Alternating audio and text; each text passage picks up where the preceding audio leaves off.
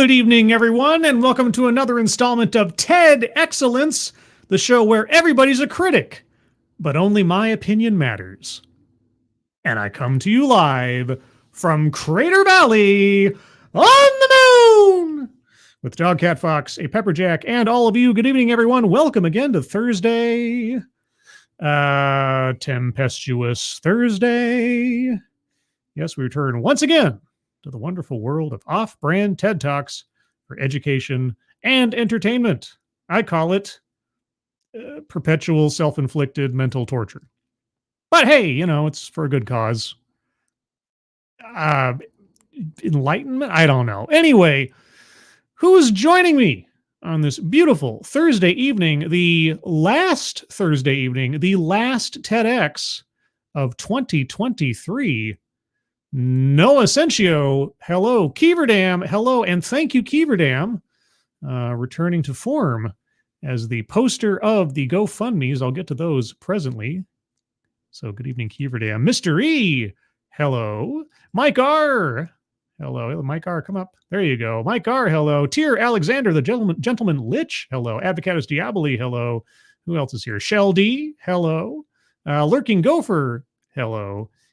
Derek LaRue, Derek, thank you so much. That's ridiculously generous of you. Thank you so much for your continued support and generosity. Appreciate it. Hope you're having a good Thursday evening, and I hope you enjoy the show. Dina B, hello. Attack Alpaca, hello. Who else is here? Ryan R, hello. Chicago Mike, hello. Urkele Di Stefano, hello. Let's see. Robert Pincus, hello. Nathaniel Rotskull, hello. Vader 35, hello. Stephen Osorio, hello. Corey Suzuki, hello. Zero the Hero 909, hello. Michael Scambati, hello. Hi, Scribe. Saw a vid where you said the best Punisher are the Equalizer films in terms of capturing the character. Best, what gangster film you saw is close enough to a Jigsaw? Loved Warzone. What gangster film would I say is close enough to a Jigsaw? Yeah, I didn't like how they did Jigsaw in Warzone. I didn't like how they ended up doing Jigsaw in Punisher Season 2 on Netflix. What gangster would be a good Jigsaw? Is that what you're asking? In terms of capturing the character, what gangster film? Golly, I'd say probably something like, I can't help but think of Ralphie from The Sopranos. That to me seems like the kind of character I would have wanted Jigsaw to be. Not Ralphie in his sort of weird redemption arc just before his death, but the character as he was leading up to that. Smart, but you get on his bad side, goes absolutely bonkers.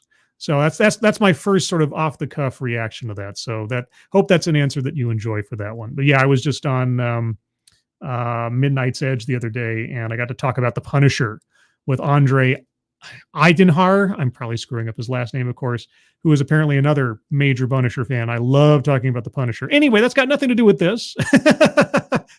That's got nothing to do with this. But you get me on a Punisher thing for a second, I'll go off. TC Lachance, hello. Director Arcater, hello. Ostzan, hello. Who else is here? Angelverse, hello. And I think that's everybody. I hope I didn't miss anybody. If I did, I apologize.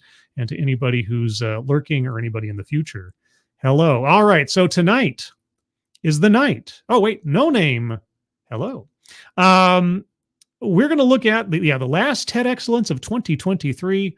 And I picked this one for a couple of reasons. First and foremost, it is TEDx Cherry Creek Women.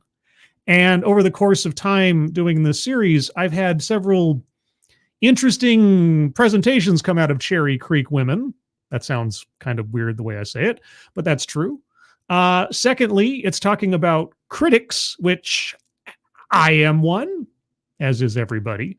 But then the title, of course, tries to push back against that. And not by intent, but just by, I glanced at it. In the first line of the description, it said something about straight white men. And I thought, uh-oh, what's the problem? So my guess as to the title of the stream itself is that we're going to be talking about critics, movie critics, presumably, and diversity. That's my guess. To what extent, or I might be completely wrong, don't know. So we'll find out together in a moment. Hoko Sports, hello. Anybody else? Kiro Soldier, hello. And I hope I didn't miss anybody else. Again, if I did, I apologize. All right, so first and foremost, bingo cards. Bingo card is C. C is in critic. You can find links to the bingo cards in the description. Click on that and get your bingo card ready. We'll follow along together and see how many bingos we get out of this one. Also, a programming note, and I'll remind at the bottom of the show as well. Tomorrow, Friday, December 29th at 3 p.m. Pacific, 6 p.m. Eastern, is the 8th episode of Living on Borrowed Crime, my series where I talk to and interview true crime content creators here on YouTube and otherwise. So if you're interested in that kind of stuff, I hope to see you there. My guests this week will be Drewby and Jurgi from The Misery Machine. And if you are familiar at all with The Misery Machine's content, it's going to be kind of heavy, but it's true crime. So that's where we're at. So looking forward to that one tomorrow. Angelverse, thank you so much for the superhero lemon and the little lime. Oh, lemon and lime. Thank you, Angelverse. Appreciate it very much. All right, so get your bingo cards ready, guys. This one clocks in at just over 13 minutes. I'll start up with a few seconds for a second. Oh, but I almost forgot. At the top of the chat box, aha, that was the whole point of Kiever Dam putting them up there. We have some GoFundMes for some friends of ours of the channel: Twisted Skipster, James Colley, Grisella, and Angry Illinoisian. If you can take a look at those, each of them and or their families have had some kind of hardship recently that they could use some help with. If you can donate, please do so. If you can't, that's fine. But if you can share those out on social media, that would be appreciated. So thank you so much, Kiever Dam, for that, and appreciate your guys' generosity on those. So again, with that, let's start off with a few seconds for a sound test. You guys tell me if you can hear it, and then we will proceed.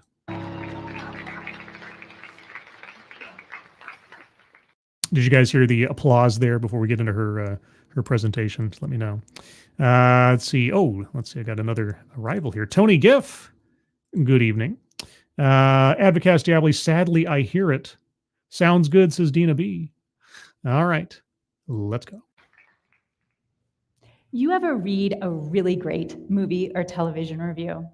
Actually, I read sometimes. I hear them more often than not these days because of the copious numbers of movie internet reviewers I watch on YouTube, not least of which is Midnight's Edge, which I just came off of their show over there.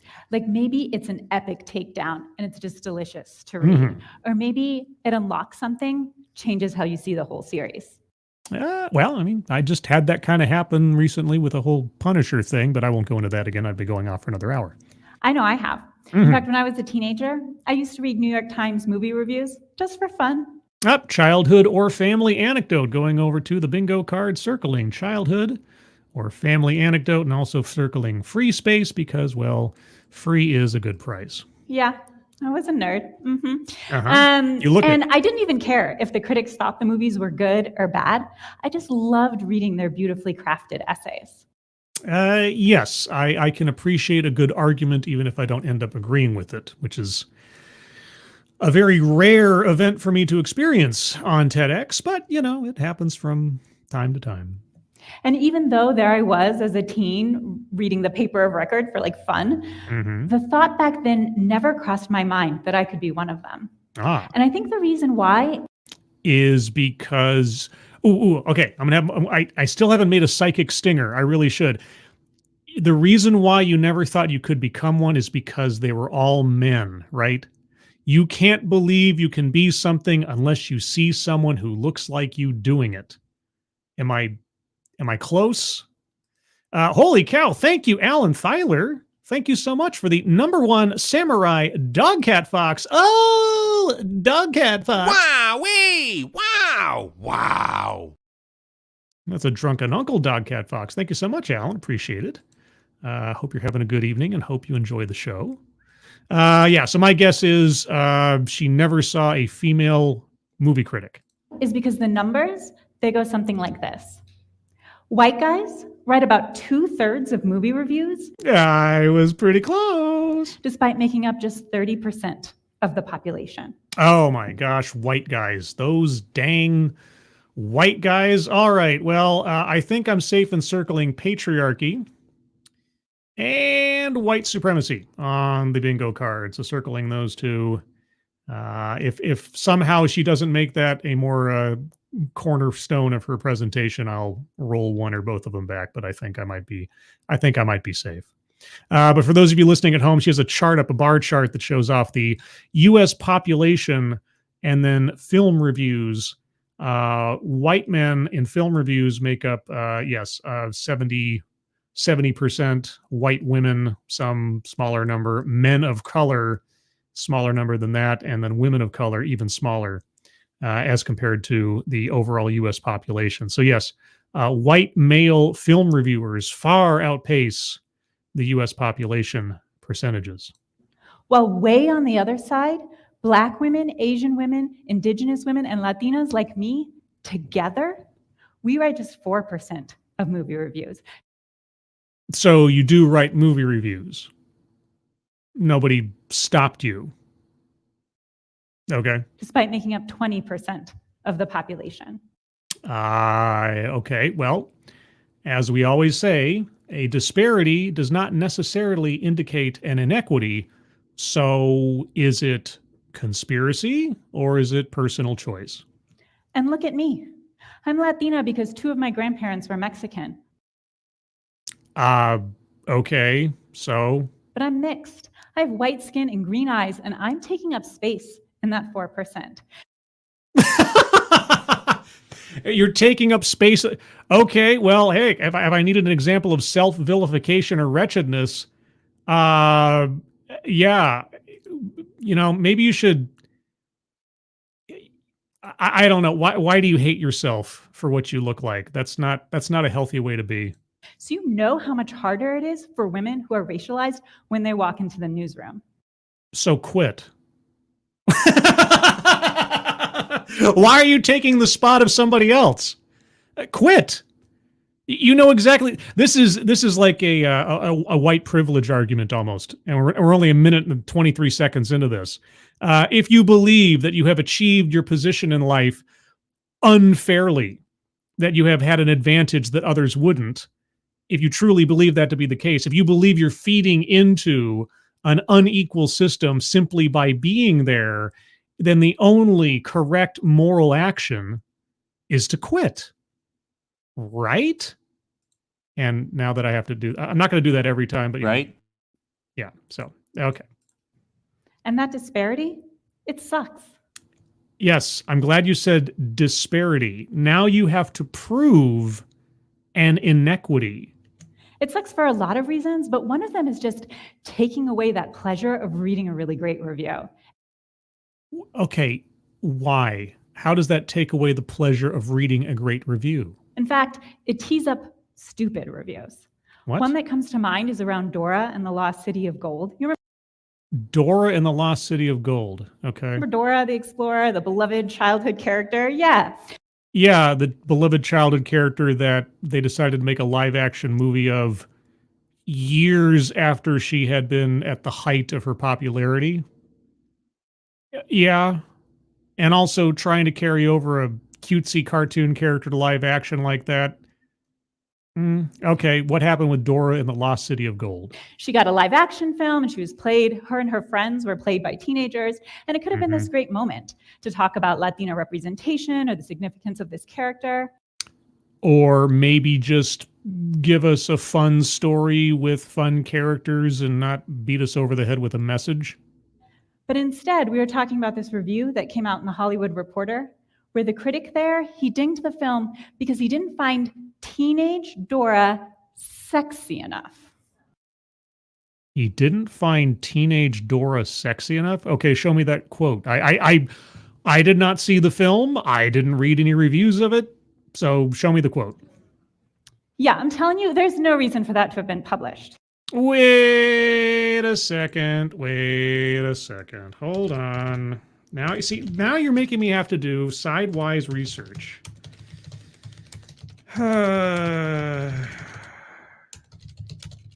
Which I don't like to do because I usually hope that the presenter gives us Let's see. All right. Hollywood Reporter. Okay. Oh, okay. This is from Fox News. Hollywood Reporter. Now, Fox News. Okay, fine. I'll show ads on this. Come on. Hollywood Reporter review of Dora and the Lost City of Gold complains about kids' films' lack of sexuality. Oh, okay. Let's see. He expounds that the film's star, Isabella Moner, is actually 18 and looks it despite preventative measures, adding that the same issue applies to 19-year-old Jeff Wahlberg, who stars as Dora's cousin Diego. There's a palpable gap, but you can't help but notice between the essentially innocent, borderline pubescent nature of the leading characters in the film itself and the more confident and mature vibes emanating from the leading actors.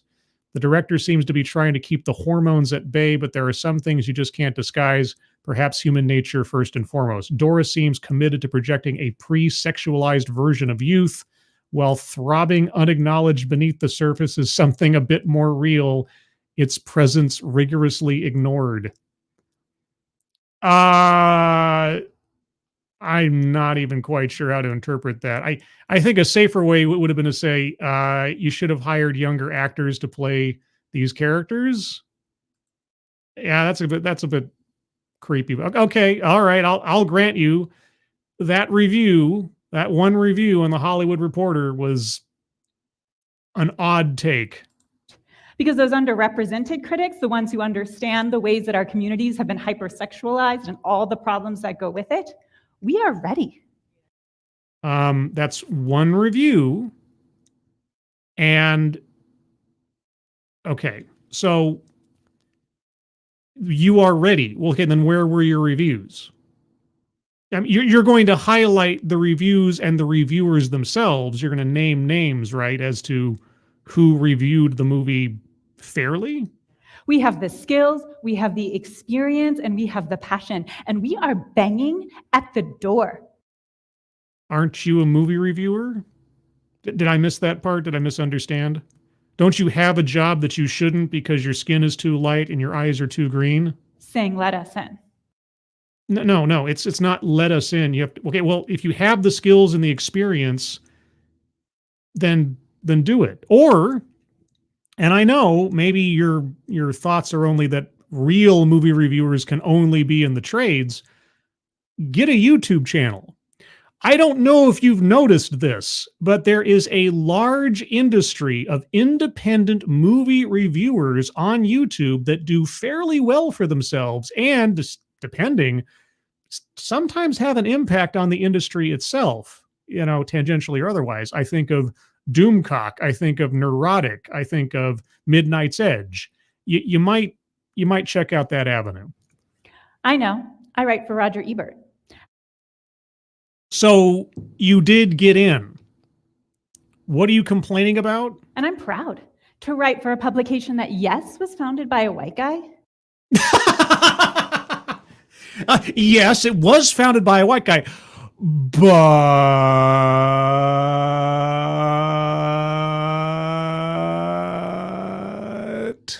but a white guy who understood movies to be what he called empathy machines.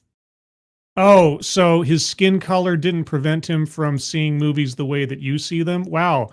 It's almost as if maybe somebody's skin color is irrelevant and their personal merit and skill is what should be paid attention to. I know. It is a crazy notion. I'm going to circle plays victim up on the board, even though she's decidedly not, since she's actually in the industry. And also, let's see, where was it? Oh, collectivize his own demographic. Even though she gives some kind of shade to her own self in that demographic. Isn't that powerful? It can be. I don't know. Give me an example. Don't you want your empathy machine to be stronger? Like, wouldn't that make us all better humans, regardless of our identities? That all depends on the quality of the film. It's got nothing to do with the critics of films. I think so. And I think movies can do that. They can help us change how we see ourselves and our position in the world, and they can help us build bridges to others and have really meaningful conversations. Then why are you delineating everyone on the basis of skin color and race? I'm getting some mixed messages here. That can create change. But that only works if everybody has a voice. I don't need a movie to create change. I don't need my films to be activist platforms. I mean, some can be, don't get me wrong, but I don't need them all to be. Sometimes I just want to be entertained. Actually, most times I just want to be entertained. If I want to be informed about something, I watch a documentary, or something that I know to be a docudrama or something. Elsewise, I just want a fun, entertaining movie. And that's not happening everywhere. You're right. I know that Chaz Ebert is making sure that RogerEbert.com is one of those places. Okay, sales pitch for product or service, because she's hyping up her own employer, even though they hired her rather than I guess, legitimate Latina. I don't know. I'm not quite sure how to take that earlier criticism of herself for her skin color and eye color and the distance with which she qualifies as a Latina based on her grandparents. But that's not happening industry-wide, and it's not happening society-wide, and that's how come we get that huge disparity. Okay, then what would you suggest we do to solve for this problem of incorrect genders and races in employment? And another reason that disparity sucks is because it sends a damaging message. Oh. It sends a message that only certain people's voices matter, only certain people get to define quality. Yeah, usually people that have an attitude, a knowledge, or a personality that rises above the crop. Do you know how many movie critics out there you've never heard of before because they suck? And do you know how many of those are white guys? And only certain people get to set our cultural narrative. Set our cultural narrative. Okay. How are you employed at RogerEbert.com then? And I know that that message is damaging because I received it. Because okay, tell me how. I already circled plays victim, but by all means. When I was a little girl, I wanted to be a writer. Uh-huh. And not for like a week or a month or a year, but for my entire childhood. Okay. Do you write now? We have all these old journals that I filled up with stories, and I can barely make letters, and I'm trying to tell stories. And every time we went to a new place, I would imagine it as a setting for something that was just bursting out of me to tell. But sometime around puberty, around when our friend at the Hollywood Reporter would have said my sexuality was throbbing just beneath. One of these things has nothing to do with the other, but you go, girl. I told myself that nothing I could write would ever be good enough, so I should give up. You told yourself. All right, well, that sounds like a self-esteem issue. And as we know, the operative word in self-esteem is self. And I did. I stopped writing. I stopped writing for myself. That is a you problem. But I still love stories, and I was young, and I had this social justice orientation. So oh, no. I am not at all shocked. So I went on to be an English major in college. And hey, just like me, I was an English major. The major does not determine the person, if you can believe it. I wrote a lot, and I had a whole career in nonprofits, and I was writing grants and blogs and newsletters. So you wanted to be a writer when you were a kid, and then you wrote as a professional, but you weren't writing for you because you chose not to. I'm failing to see the victimhood here. And around that time, I found my way to an organization that works on gender representation in media. Why am I not surprised? And while I was there, I learned to articulate this thing that I'd known in my bones, which is that stories really do matter. They say that culture precedes politics, and I think that that's true. Okay. I think if you want to change the world, you have to start by changing how people think about the world. How about you just write a good story, and the people that like it will like it, and the people that don't matter. You want to change the world. You want to change how people think. Well, I mean, okay, but why don't you write for you? Or are you writing for you? You have to elevate yourself into a change maker to feel good about yourself. I don't know. I'm already being turned off. You have to start by changing their hearts and minds. You have to start by changing the narratives that we tell ourselves. No, okay. You do not speak for everyone. You don't know what everybody thinks. But if you're going into the whole thing with the presumption that the world is broken and you need to fix it, I hate to tell you this, you're probably on the wrong path. Just saying. Thank you, Chicago Mike. Question: are white critics not allowed to criticize a film involving different races?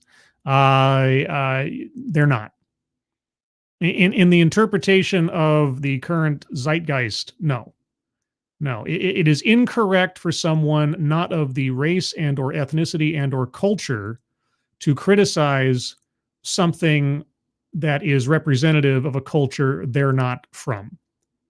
Or to make use of something from a culture that they don't have a direct connection to. The best example I can come up with off the top of my head is an interaction I had on Facebook back in the day after one of J.K. Rowling's, not Harry Potter, but in the Harry Potter verse books came out. And I think it was whatever series of hers took place in America. It might have been the Fantastic Beasts thing. I'm not a Harry Potter. I don't know.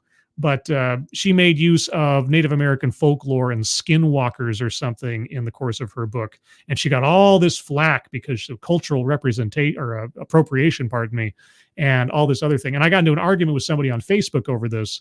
They were like, she shouldn't be allowed to do that. And I said, okay, so what's the problem? Why do you have a problem with this? Say, well, she doesn't know anything about the history. She didn't do any research. She's not from that culture. She shouldn't have done this. And I said, okay, well, let's say, just for the sake of argument, that she did do all the research that would make you happy.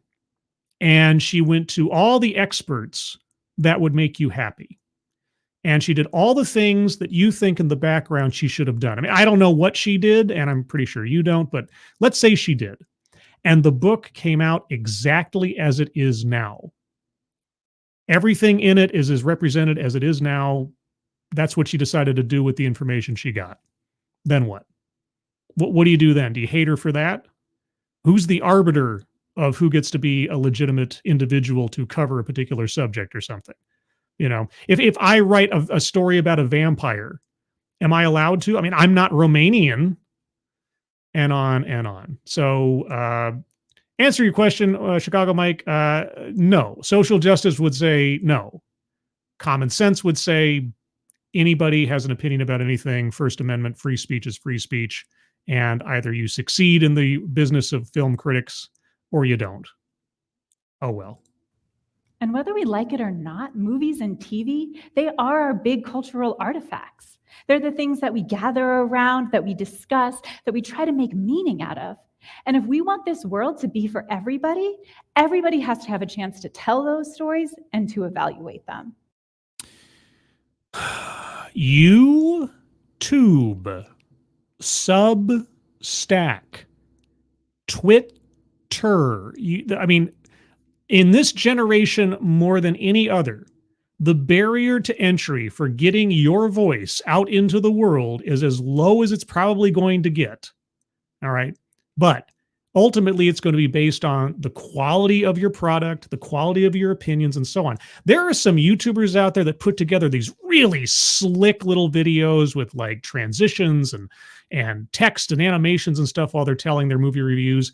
And then you've got guys like Desperu, who's just sitting in front of a camera, occasionally cutting to a clip and giving his commentary in between. The production value is, and no offense to Desperu, relatively low. They're relatively simply put movies or simply put videos. But the quality of his analysis, the thoughtfulness of his takes on the movies and TV shows and things is what drives his audience to him. So you and anybody else that you think aesthetically pleases you has the opportunity to make their voice heard. But if you're only talking about the limited, narrow, highly competitive field of the Hollywood trades, then yeah, you're aiming for a very, very small fishbowl. You might want to broaden your horizons.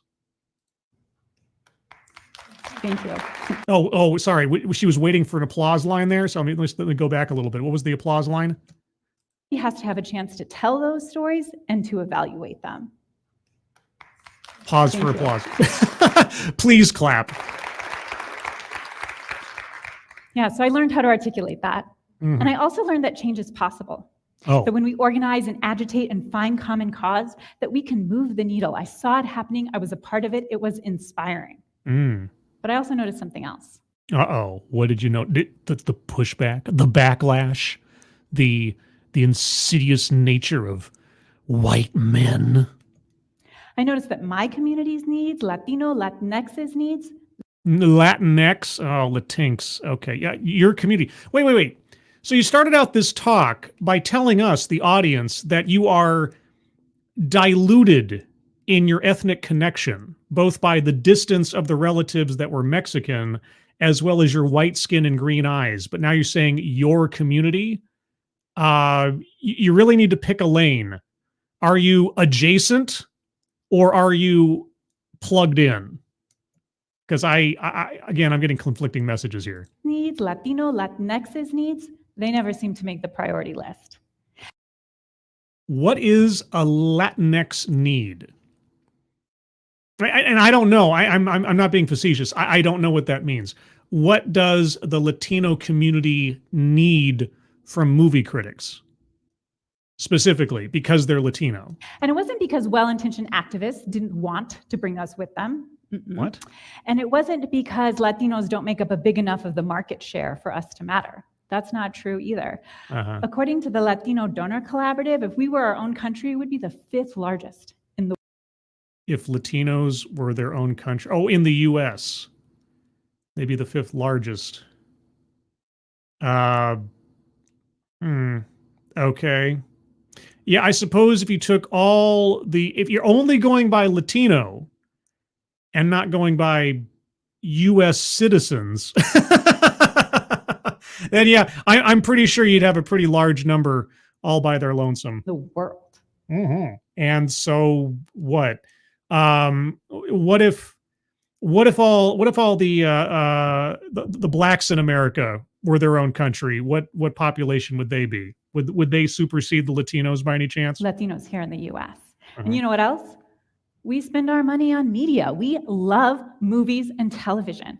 People love media, movies, and television. So what? What do you think your people need? We're just 20% of the population, but we buy 30% of box office ticket sales and 27% of streaming subscriptions. Why? Why?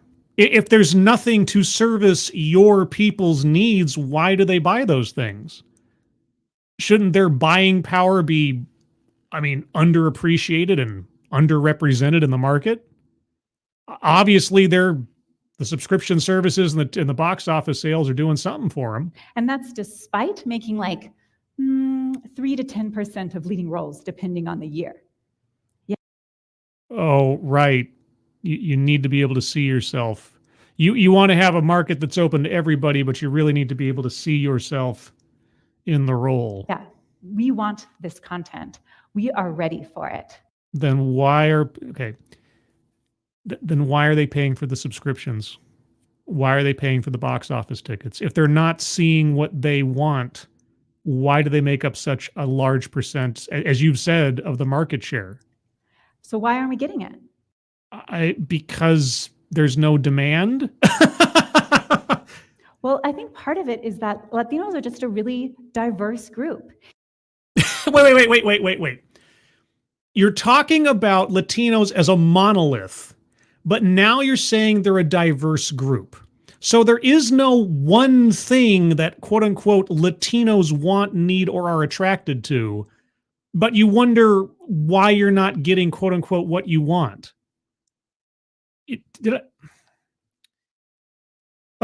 Contradicts own point or argument. If not this, then in various places so far. Circling that one. Also, mind reading assumes motives between the industry and also now Latinos in general, etc. Okay. You know, here in the US, we may be Yes. united by some common history, sometimes common language, common culture, but you can be Latino and Black or white or Asian or indigenous. You can speak any language. You can have any sexual orientation. You can come from any socioeconomic status. Just like any other person.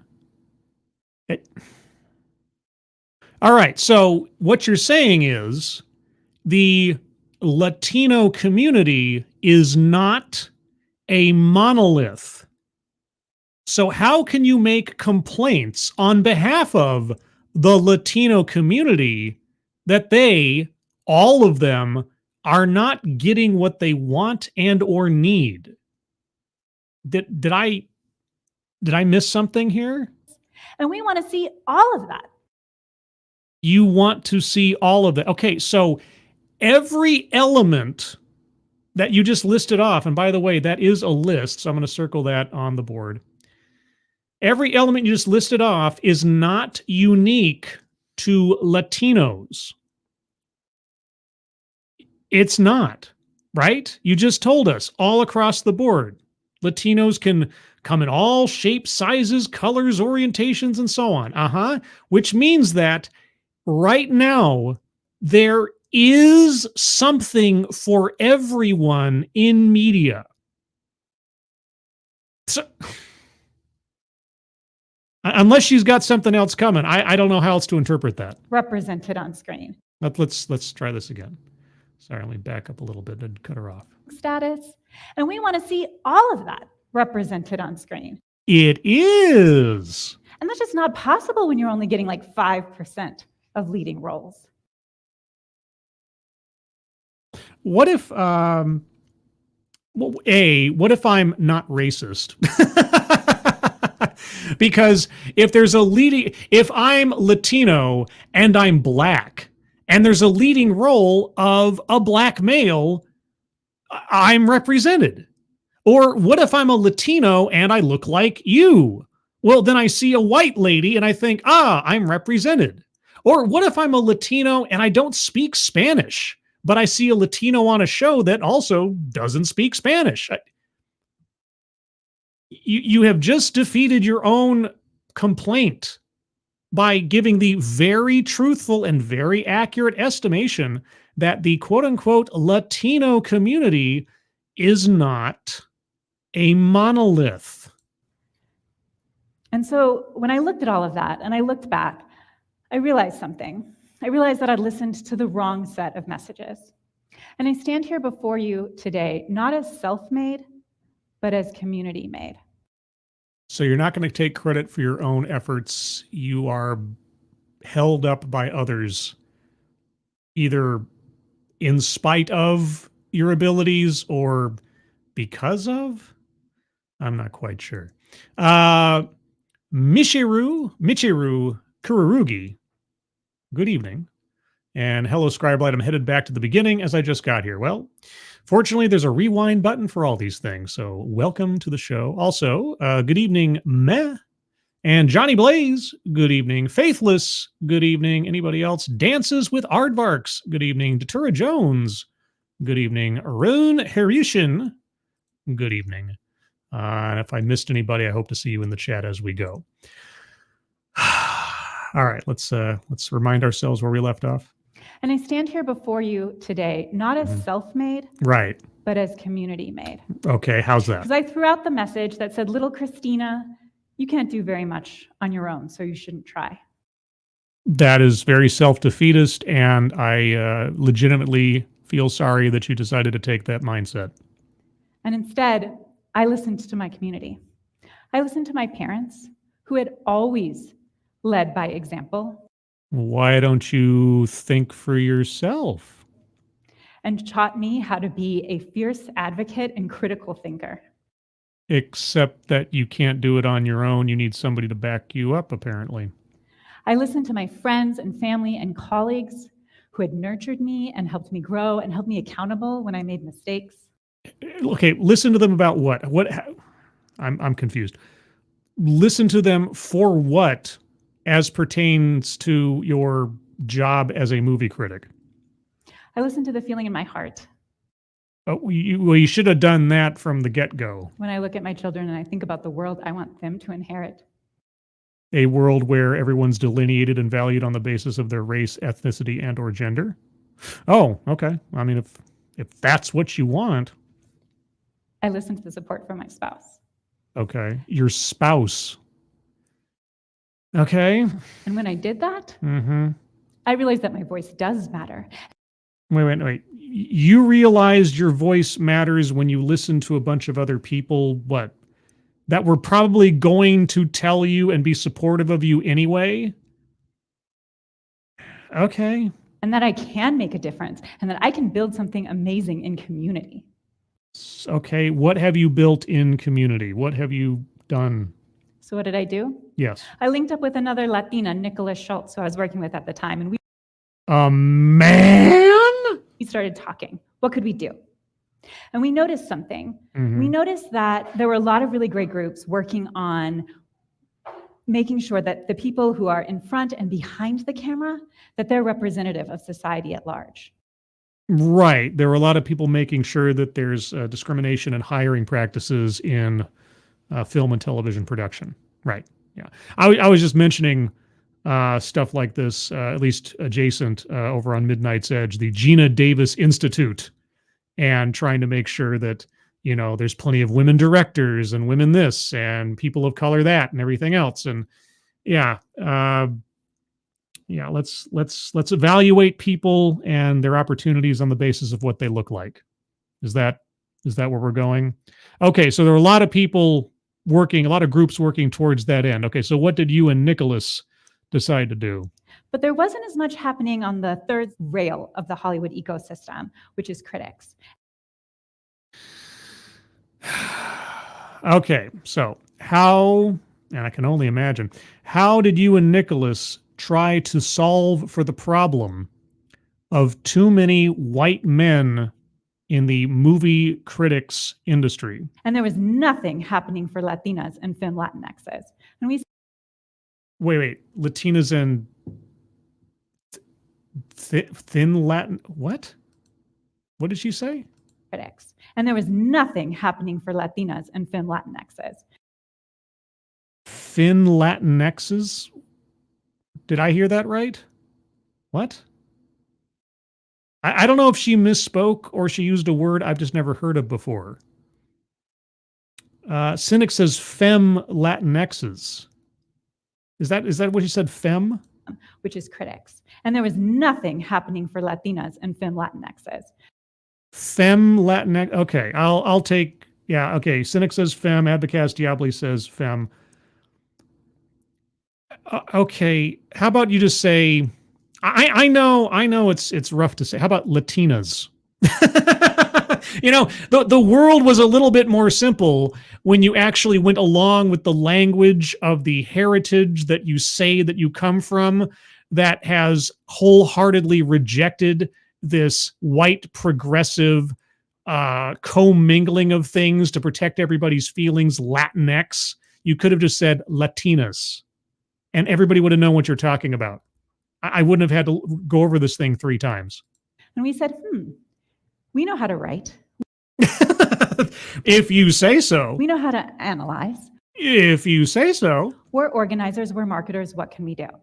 Well, I think Nicholas is out of the equation because he's not femme, unless you have something you want to tell us.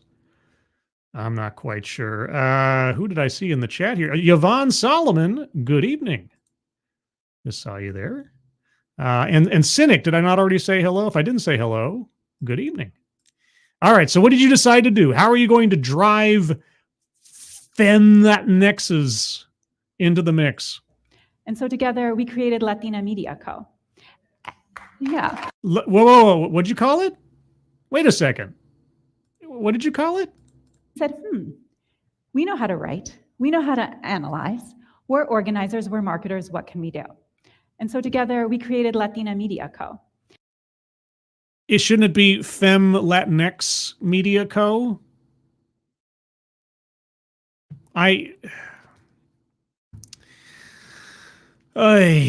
Columba. Yeah. Okay, for those of you listening at home, there is now on the screen looks like a website from 2005. Latina Media Co. What We're Watching, Mujeres to Follow, Justicia and Cultura about nosotras. This is the whitest of white boys trying to pronounce Spanish because I'm terrible at it. And the headline is 5 classic Cholo films you must see. The next headline is Yellow Jackets, the unknown through Lottie and the use of static. Okay. And then the last headline on this page, at least so far, says Latinas took over Aspen with Rosado Fest 2023. Don't you mean Femme Latinx, Latinx? Okay. Yeah, I'm with Cynic. I thought Cholo was a slur. I thought it was a derogatory term for Latinas or Femme Latinx. I'm not quite sure. I don't know. Thank you, Mr. Tickletrunk, for the happy, smiley, dancy Dogcat Fox. Oh, Dogcat Fox. Wowie, wow. Oh, there's a sultry P-Dog Night Dogcat Fox. Thank you so much, Mr. Tickletrunk. Okay. And it started off just as an experiment. Nicola and I writing for the site, editing each other's work, putting it out there. We wanted to know, did we have something to say? Maybe Nicola. Oh, did she? I thought she said Nicholas. Maybe Nicola is a female. I don't know. I don't know. It seemed kind of odd to me if she was like working with a male partner on this. That would seem to defeat the purpose. But so maybe Nicola. Okay, maybe it's a girl. Would anybody listen? And the answers really turned out to be yes. Would anybody listen? I'm sure somebody did. You know, you might want to try a YouTube movie review channel. Have you tried that? And the more we did it, the more we grew, and we started to attract attention, and we started to attract dollars. And how? Why? How is that possible? I thought the entire industry was geared against including you. So what you're telling me is you decided to get out of your self-defeatist, I can't do anything attitude, and you just decided to do something and it succeeded without any particular barriers. And now we have this really beautiful community of Latina and Femme Latinx critics. Wait.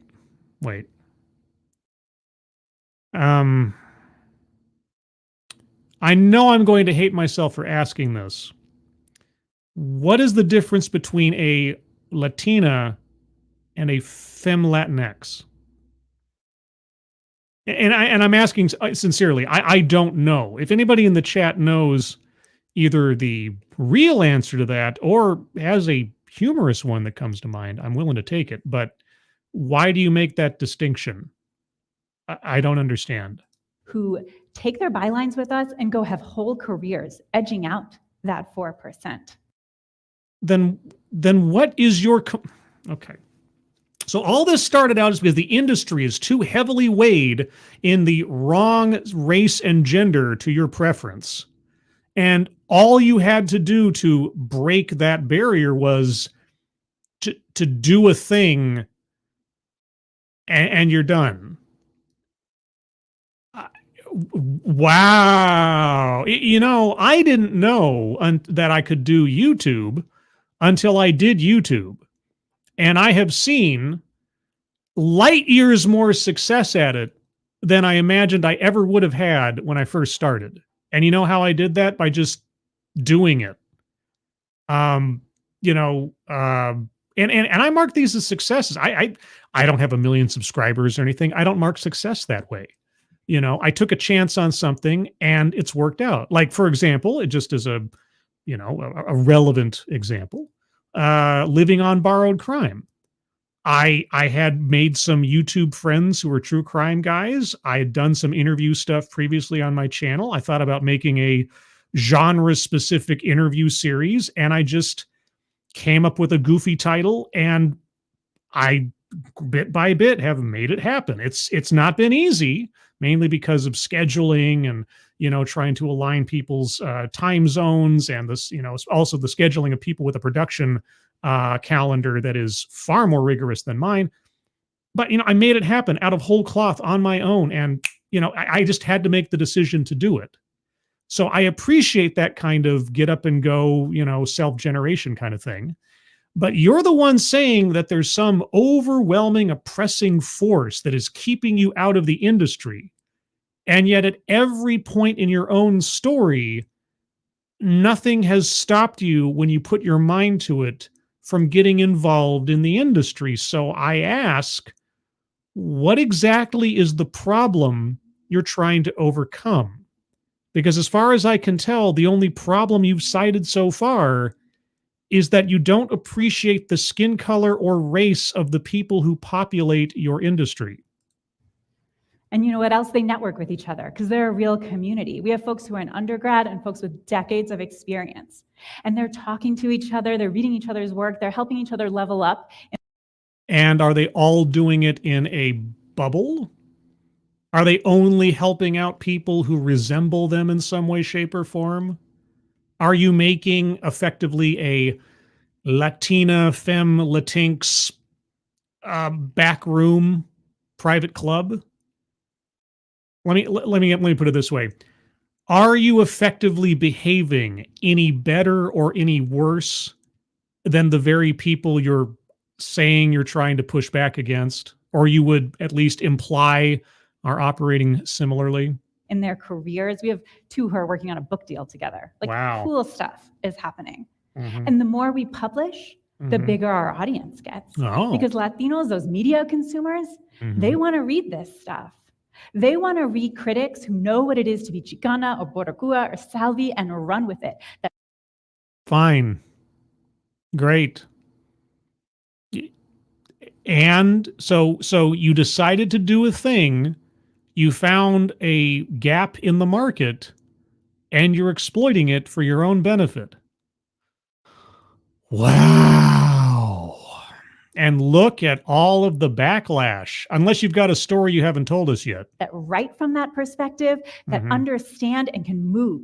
And that's what we're doing. Okay. We're doing it for my community, and it makes me so, so proud. I'm glad you have such pride in your community, because, in other circumstances, saying you have pride in one's community based wholly on ethnicity would get somebody into trouble in other places.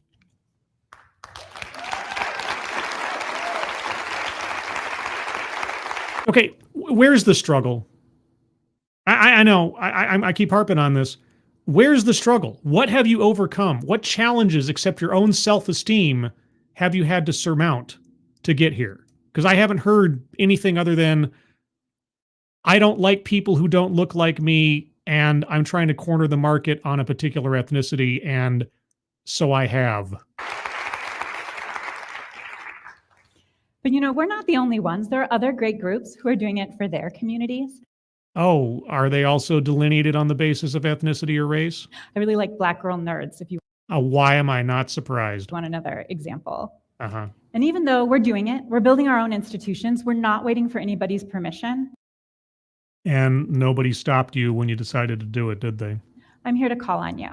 I'm here to call on you, the audience's help. If we're going to truly change the face of film criticism, and from there change the world, I need you.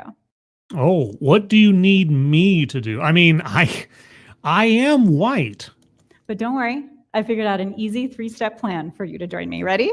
I am ready, and if it wasn't already circled, I'd circle a list. Let's go over the card one more time. I forgot to do this so far. Let's go over the card once, as we're on the tail end of this, but might as well. Let's see. Leaves out vital context.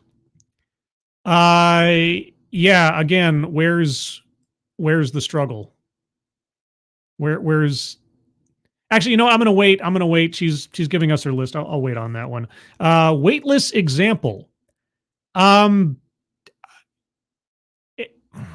I don't know, like the fact that the statistics to begin with, like she was spelling out some kind of barrier to entry, except there wasn't. So the whole the game is rigged somehow because of the demographics of the industry or whatever. Like, no, it's not. Anecdote that probably never happened. I can't think of anything that sounded too good to be true. That she had self-esteem issues, sure. That she was self-defeatist, sure. That she went to her family and her friends and everybody else to give her a pep talk because her ego needed it, sure. That she's at RogerEbert.com. That she created her own organization. Nothing so far sounds beyond the pale. Benevolent condescension. It's a bingo square. I'd need a specific example that I could cite, and I'm still deep into it that I can't say right now. I'm sure we'll get there, so leave it. Feminism, certainly. Certainly that has been at least intimated to, if nothing else, especially since she's focusing on one specific gender for elevation. Privilege, I think that has been more than enough implied as to who gets a seat at the table and who gets a voice and who gets this, that, and the other. And as a consequence of that... Bingo! What? Bingo! Yeah! Of course! Of course! We have our first bingo across the second line down. Moving on. Microaggressions, unconscious bias. I think the unconscious bias part is at least implied, or the bias part. But I'm going to wait. I'm going to wait on that one. I don't know what's going to be on our list. I want to wait and see. Economic disparity. I don't think she's brought up economic disparity. She's brought up differences in how Latinos can appear. I don't know. Did she say economic backgrounds? I can't remember if she said economic backgrounds. Attempt to coin new buzzword or buzz phrase. No, she's given us some company titles and things, but I haven't heard like, maybe we'll get to it on her list. That's possible. Word salad. I've understood everything she said. It hasn't been a complete run-on word diarrhea yet, as far as I can tell. Diversity, equity, and inclusion. Well, I'll tell you what, even if the phrase has not yet been used, the mechanisms she is suggesting and the complaints that she has had certainly fit into it perfectly well. Bingo. What? Of course! We have our second bingo down the N column. Marginalization. Yes, if for no other reason than the graph she gave us at the top that showed the tiny fraction of the appropriate colored people in the grand scheme of critic analysis. Systemic institutional. Yes. She's been talking about the institution of critics and so on. And lastly, argumentative non sequitur.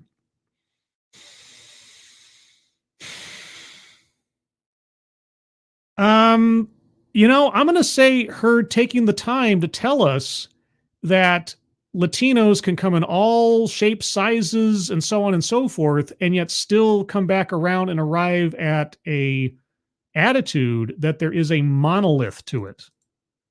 I would say that is effectively an argumentative non sequitur to everything else that she said. And because of that... Oh, won't somebody please? Bingo. B-I-N-G-O. Okay! Right? Yeah, so 3 bingos so far. We still have a couple minutes left. All right, here we go. What is her list? What is her steps that I can take? I, being a straight white male, can take to help her because she needs help. Even though by simply creating her organization, she's had rampant success with the kinds of people she wants to share that success with. So what does she need from me? Yeah. So step 1, you got to start by paying just a little bit more attention. Oh, to what? When you're reading something, look at that byline. Whose name is it? Maybe I don't care. Maybe I care about the content of the article and not the color of the author. Whose photo is on there? Chances are, statistically, 2/3 of the time, it's a white guy. Oh, no! Not a white guy. Lady, I'm sorry. Well, actually, I'm not really that sorry. Nope. I got a message from work. Yay, work. Could you be more racist or sexist in that? How about I read the content of the article and decide whether or not I appreciate that person's perspective, whether I agree with them or not? Maybe what they look like shouldn't matter. Maybe what their name is shouldn't tell me how to evaluate the quality of their work. I know, it is a crazy idea to value merit over aesthetics, but I guess I just live in a very niche market. And now I want you to think about what it's been like to read white guys 2/3 of the time your entire life. What it's been like. What does that even mean? I mean, I suppose that might mean something if I were a racist. An example that comes to mind is Scandal. You remember the Shonda Rhimes show starring Kerry Washington? Yeah, I loved this show. I heard about this show. I think I saw the very first episode once a long time ago, but okay. I know of the show. Plays this like high-powered DC fixer. Mm-hmm. Well, when the show first came out, the critic at Variety, he wrote that he thought Kerry Washington, while beautiful, lacked the gravitas to play that role. Okay. And that's his opinion. So? That makes my blood boil. Maybe you should be less sensitive. Because it is so outside of my experience watching that show, and frankly, outside of the experience of like everyone I know. Oh, everyone you know. Okay, so somebody says something that you don't agree with, and you get angry.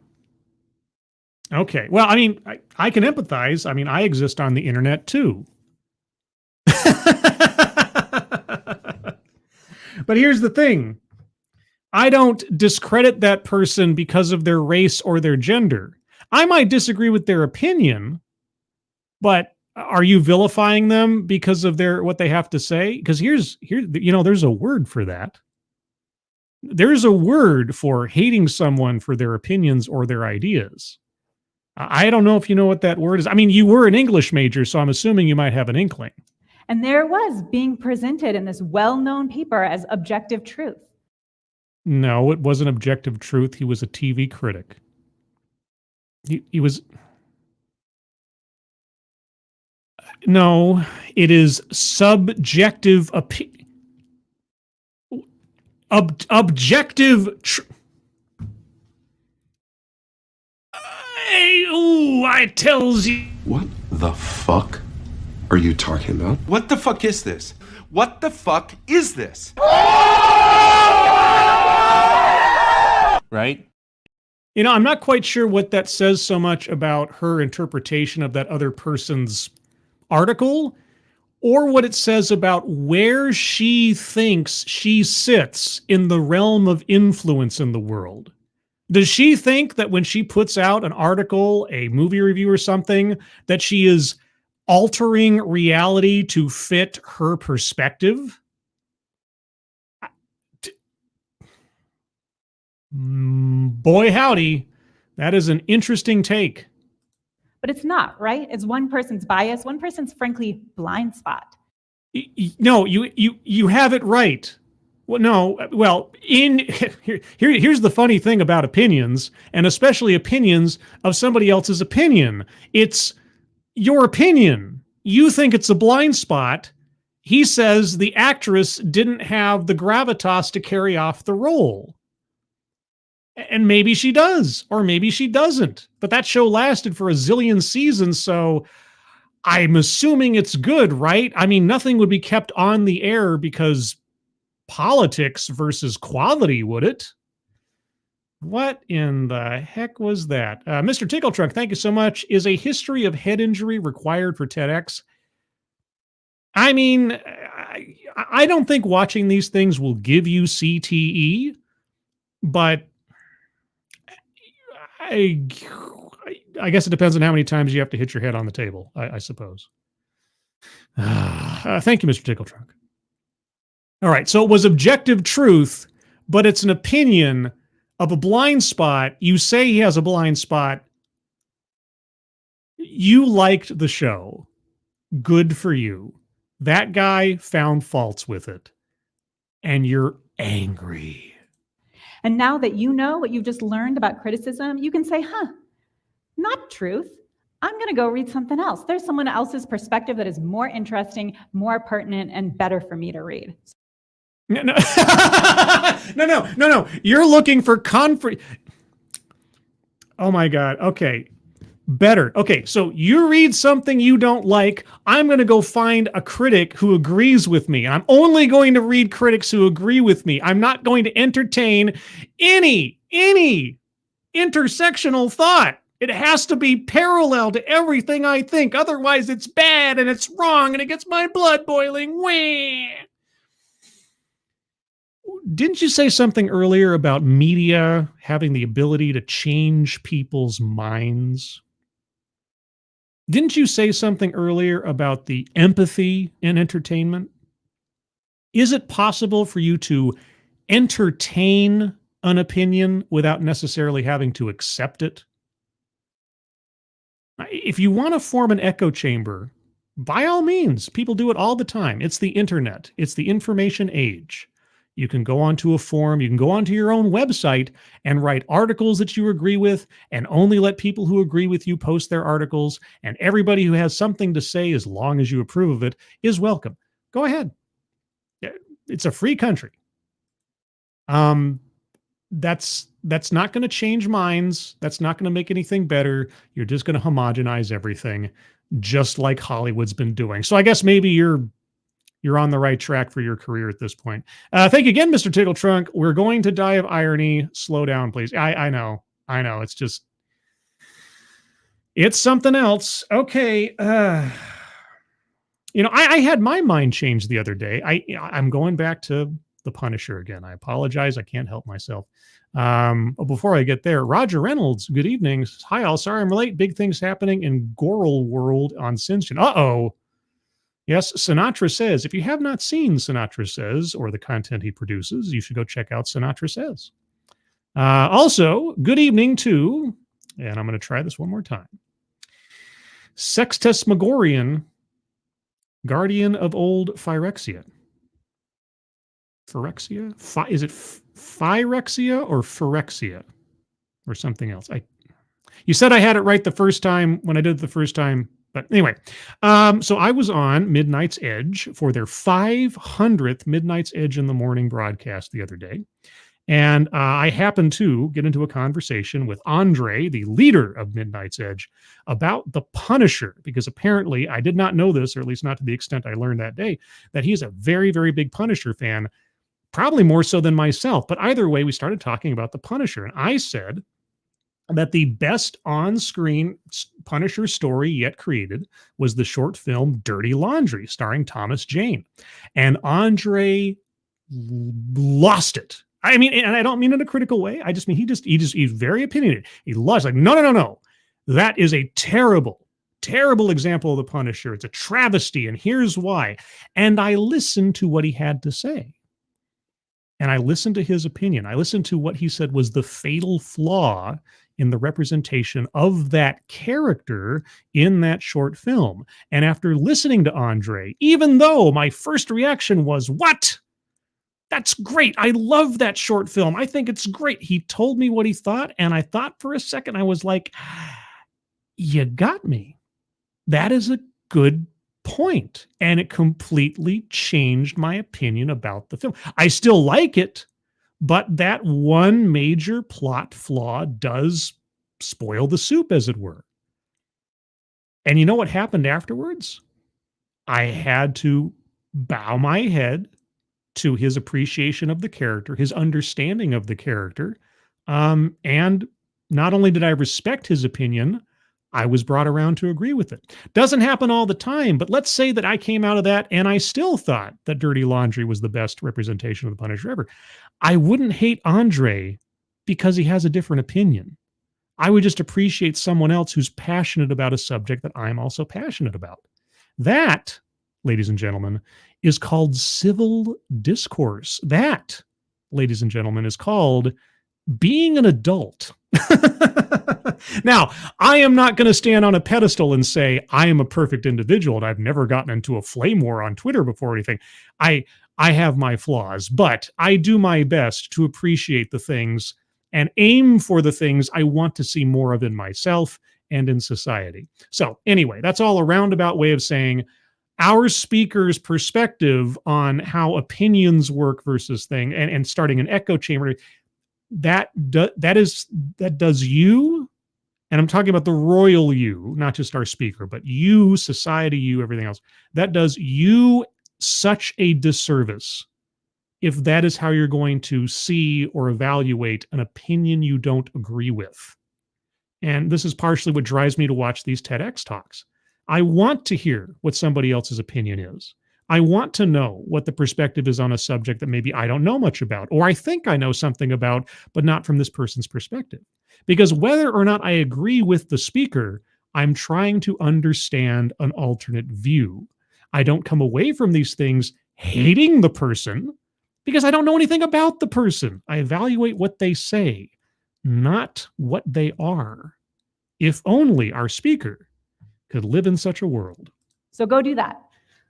That gets us to step 2, which is to change your diet. Go out and seek women critics, people of color critics, Latino, Latinx critics, and follow the ones you like. You're not. No. What is the difference between Latino and Latinx? She has interchanged these words all over the place. Latina, femme Latinx, Latino, Latinx.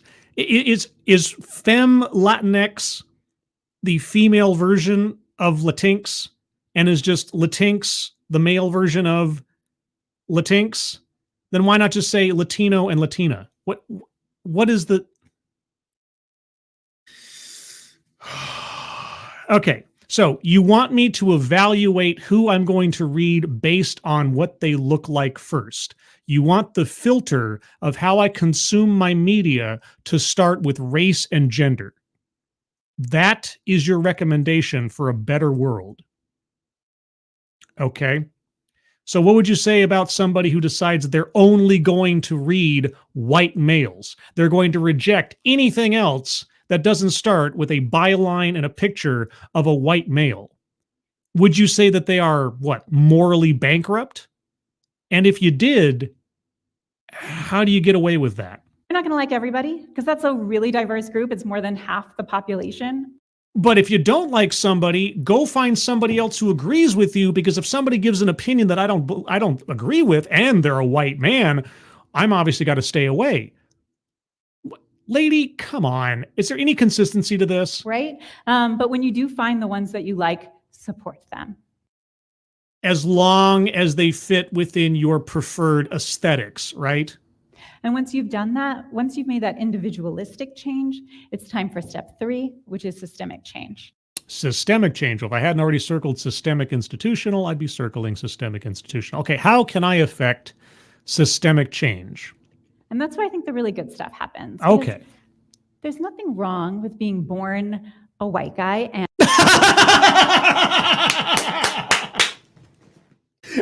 There's nothing wrong with it. It just means automatically that you are put into doubt as to your legitimacy, as to your character, as to the validity of your opinions. There's nothing wrong with being born a white guy. But individualistic change, it's time for step 3, which is systemic change. And that's where I think the really good stuff happens, because there's nothing wrong with being born a white guy and wanting to become a television critic. But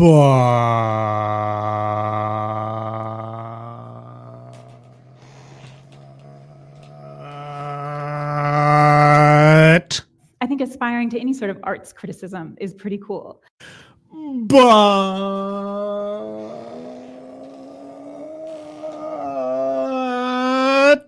the problem is making that voice twice as loud at the expense of everybody else.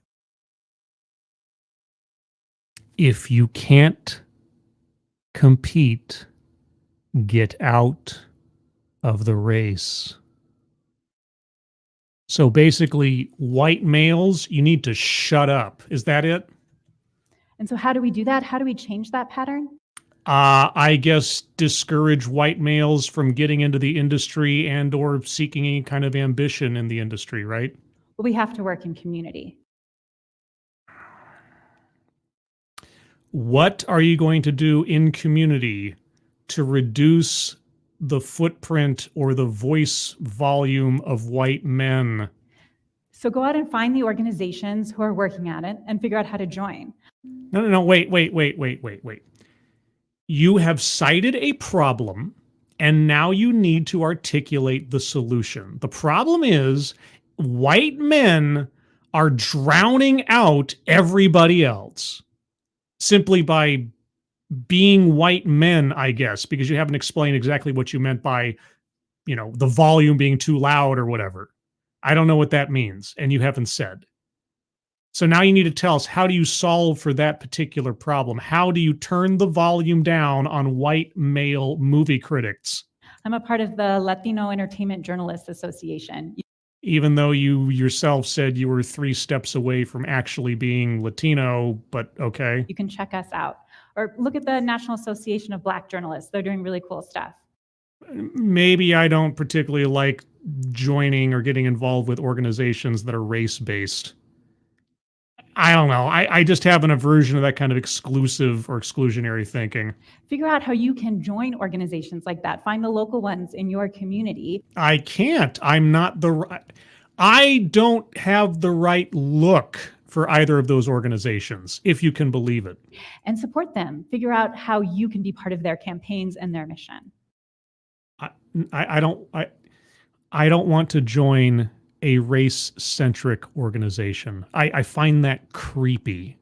And I truly believe that if we do that, if we all do that, we can make it so no little girl receives the message that her voice doesn't matter. You said that to yourself. Did you listen to your own story? Nobody told you your voice didn't matter. You told yourself that. What is joining an organization, race-based or otherwise, going to do to change your self-esteem? And that she should give up on her dreams before she's even tried. Broken record. And in my field, what that'll mean is better movie and television reviews. You can't possibly guarantee that. And what if I find all the critics to be bad or dumb, or they say things I don't like? What do you mean better? Better how? Better shows, and eventually a more just and equitable world. Who's with me? Not by your method, lady. Not by your pathway, sister. No. Thank you. Okay, well, that was mostly a big ball of nothing, but okay. Going on to the bingo card. Let me make sure it's all updated here. Refresh this here. All right, here we go. This is the card as I have it. I'm going to go over it one more time by myself. If you have arguments for squares to be circled, hold on to them, and I will come to you presently. Leaves out vital context. Boy, oh boy, my brain has been scrambled here. I got to think for a second. Leaves out vital context. Yeah, just then, as one example, if white men are taking up too much of the volume and drowning out everybody else, how do you solve that? And she didn't tell us.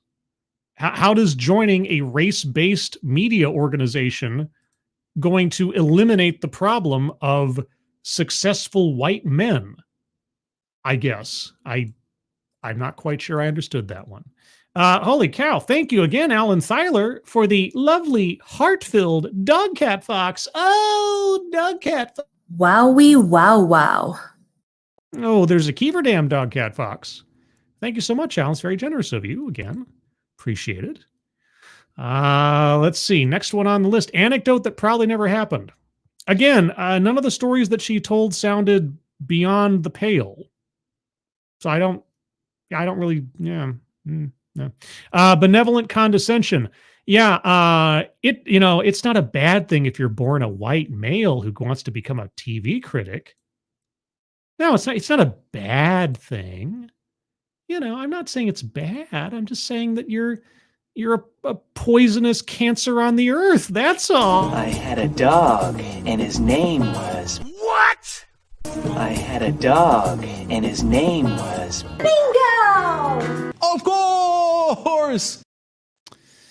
All right, moving on. Microaggressions, unconscious bias. Oh, well, I mean, she definitely represented one on stage when she talked about that guy's opinion of the show Scandal and Kerry Washington's lack of gravitas. So, yeah, I'm just gonna, and if nothing else, she was definitely showing off her own unconscious bias. Moving on, economic disparity. I can't recall. Did she say anything about class or paychecks or anything like that? I don't remember that she did. Maybe somebody will remember otherwise. Attempt to coin new buzzword, buzz phrase. Does femme Latinx, did she coin that herself? It didn't sound like she was saying something like she was trying to pioneer a new phrase. That's the only thing in this that I can think of that I hadn't heard before, but she didn't treat it like it was her own little baby. So I don't, and also I missed, there is another bingo down the diagonal. Bingo. What? Of course! Well, there you go. Sometimes even I miss out. All right, moving on. Let's see, word salad. It's another bingo square. My reflex is to go into, again, that last point where she starts out saying the problem is there's too many white men who are drowning out everybody else. And then she just like bumbles into join these racial organizations. Does that count as word salad or just sort of like a, well, I got this, I don't know if you can hear them. I got a lot of police sirens going off in the background right now. It's kind of distracting me. They're probably coming for me because I'm talking about, I don't know, stuff I shouldn't talk about. Anyway, I'm going to leave it there for the moment because I don't want to jump the gun too much. We got 4 squares left. Oh man, this is going to turn into one of those where we're like 1 or 2 squares away from a blackout and everybody's going to be angry at me for not stretching or compromising on a couple of things. All right, so here's the thing, guys. Every square on the board is a bingo or multiple bingo square at this point. And thus, the threshold for convincing me to circle any of them is going to be pretty high. You have to give me either a direct example from the talk that fits the square or make a really compelling argument for something in the aggregate. That is the challenge to you. If you have a argument, put it in the chat now. If I've missed it already, just please repost it. Advocatus Diaboli, Scribelite. She did sort of touch on economic disparity with her talk of how, even though they are such a major part of the economy, they don't get what they want. She kind of came at it sideways. That's true.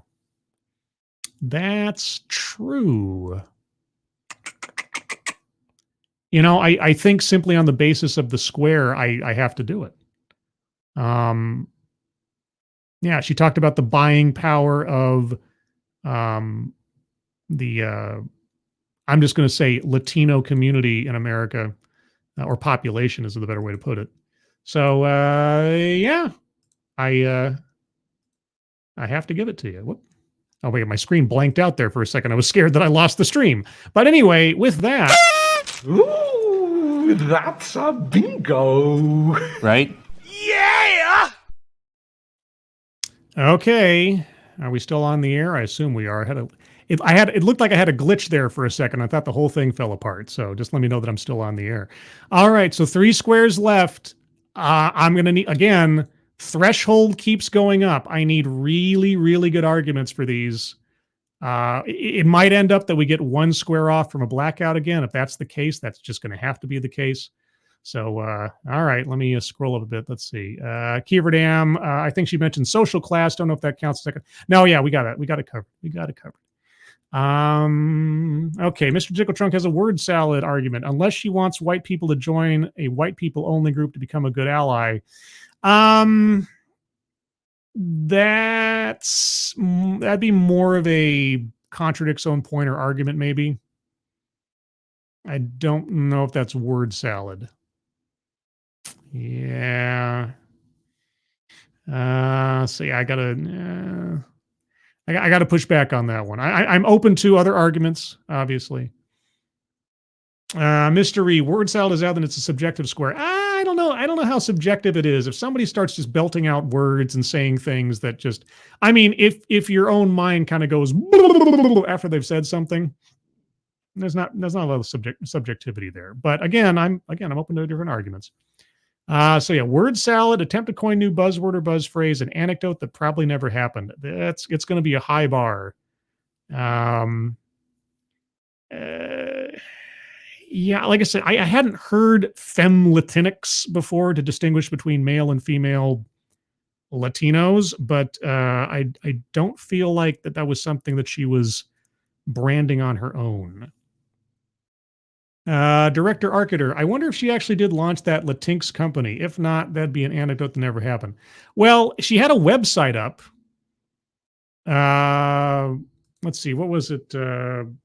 Was it Latino Girl Media or something? Or Latina Media Group? Was that it? Latina Media Group? I will check just for the sake of it. Oh, sorry. Yeah, Latina Media Company homepage. Clicking on it. Let's see. Hopefully it's not like a... Yep, no, it's there. Same logo, same everything. The headlining article is this TEDx talk. Oh man. Here I gotta show this real quick. Let me let's see if I can do this. 1 second. That's too good. Yeah.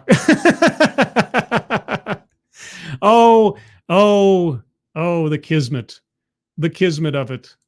What can I tell you? All right, so there you go. Yeah, it is a real thing. It's not made up. It's real. All right, moving back to the card. Yvonne Solomon for word salad. The bit at the end there where she jumped to "We'll have better critics and shows / movies" was actually telling us how, or is that leaves out vital context?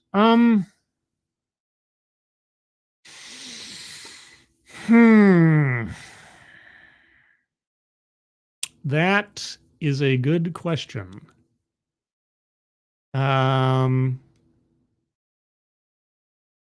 Actually, Datura Jones, you said objectivity was subjective. Yeah, I mean, the WTF is kind of like a word salad. Oh, man. That's... Yvonne makes a good point. Datura makes a good point. Combined, with their power combined, I might not be Captain Planet, but we might just be at least one more Captain Bingo. What? Of course! And of course, that was a double bingo square. Bingo. What? Bingo! Yeah! Of course! Oh man, guys, this is like 2 talks back or whatever with the Equal Rights Amendment lady. We might come down to like 1 or 2 squares to a black. Oh man, this is frustrating. I know. Okay, anybody else got any arguments for squares to be circled? I think we might hit a wall here. Let's see. Mystery says, Femme Latinx is a buzzword. It is her trying to skirt around calling them Latinas in the same way assholes call expecting mothers pregnant people. I've never seen it before. It is attempt to coin.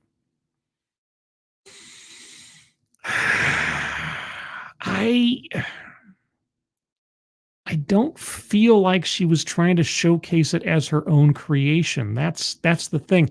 Again, the attempt to coin new buzzword, buzz phrase is usually predicated by something to the effect of something I like to call, or some new thing that they're trying to drill into the audience. Because I made up that square, or its original intention was to seek out the next white fragility, right? Robin DiAngelo built an entire career on that one phrase explaining all these things. And so, white villainy or, Latin power, whatever. You think of whatever it is. Somebody trying to promote a particular buzz phrase as their own creation, their own branding is kind of what the square is there for. Or if they come up with a process for something, they call it, I call this the ideas process, something like that. I don't think Femme Latinx falls into it. That's the one thing. It's not her own creation. Let's see. Mess. I don't think she was as uplifted by the community as her anecdote would like to make us think. Oh.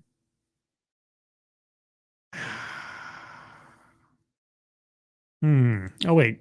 Hold on. Corey Suzuki says, I couldn't find it anywhere else in a Google search. Okay, hold on.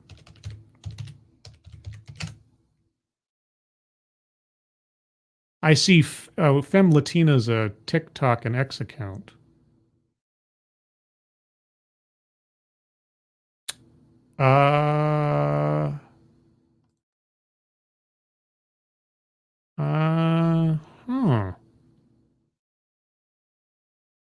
I mean, you're not wrong.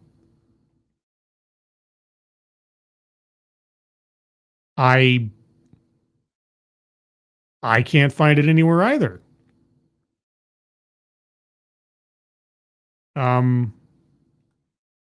Okay. Well, I can't imagine any better evidence than that. All right, Corey, you got me. And all right. Ooh, that's a bingo. Right? Yeah!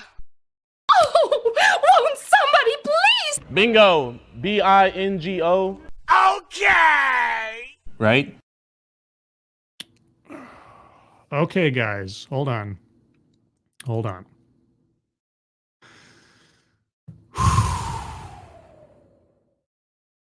Okay, so the only argument I'm getting so far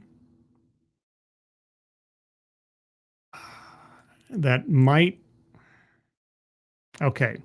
It really all comes down to the story that she told about herself. That she was self-defeatist. No, wait. No.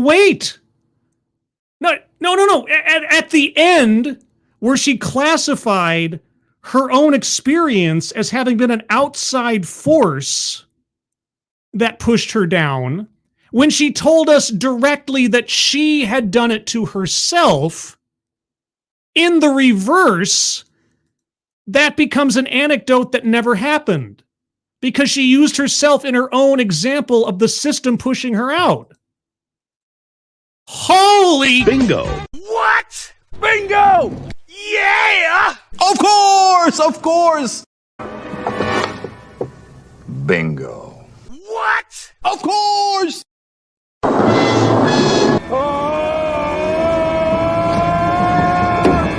my God! Hallelujah! Holy shit! What? Where's the Tylenol? And one more time for those in the cheap seats. Oh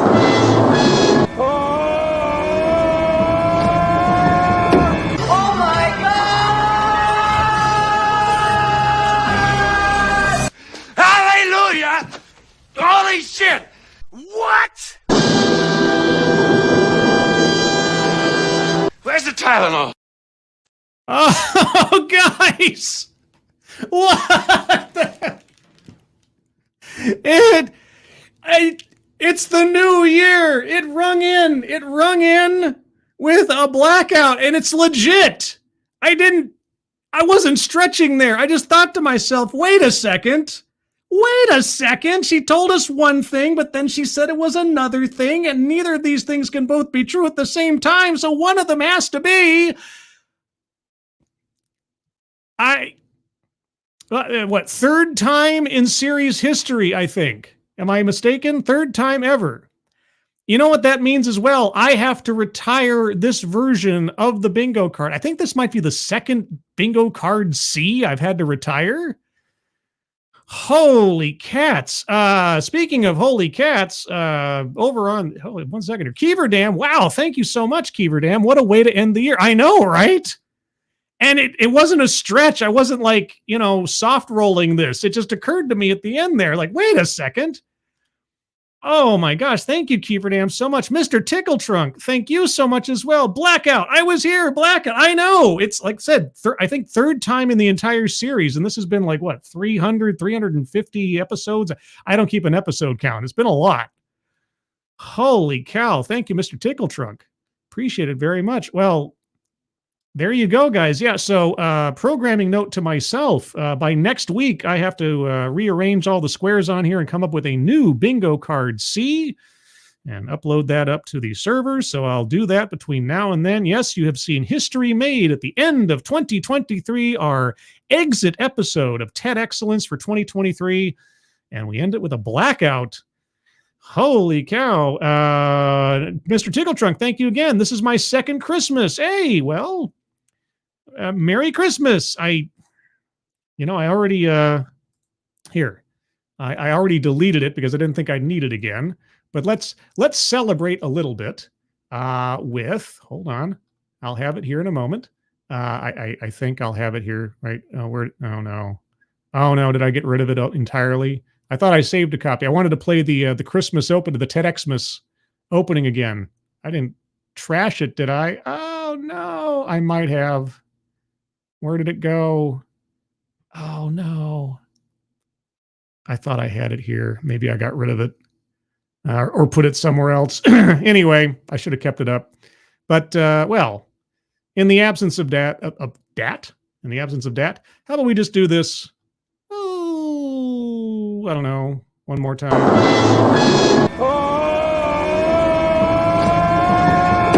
Oh my God! Hallelujah! Holy shit! What? Where's the Tylenol? Well, everyone, that, as they say, is the show. I don't think we could have ended it any better, such as it is. So yes, this one goes down in the history books as I believe, the third only blackout, total legit blackout bingo card. And again, I'll retire this version of bingo card C and have a new one up for next week. Oh my gosh, Poker Pierce, thank you so much. Christmas tree, oh Christmas tree, how lovely are your bingos? Well, at least as lovely as what we have here, a WTF and a blackout, and you couldn't ask for anything more. Couldn't ask for anything more.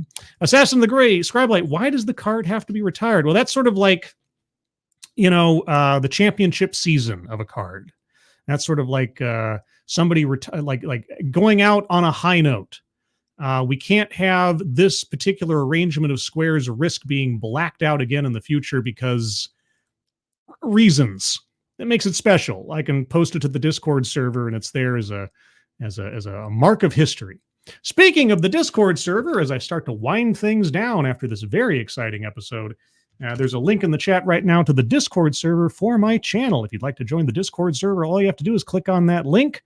You'll find yourself on the landing channel called Say Hello. And in addition to saying hello, you just have to say the secret word. The secret word will tell me and my moderators that you actually watch the show and have earned the right, the privilege, the entitlement to join the Discord server. And today's secret word is femlatinx, because that's the new word that we all learned. Femlatinx. Just say hello, femlatinx, and you will become a member of the Discord server. A couple more things before I head out.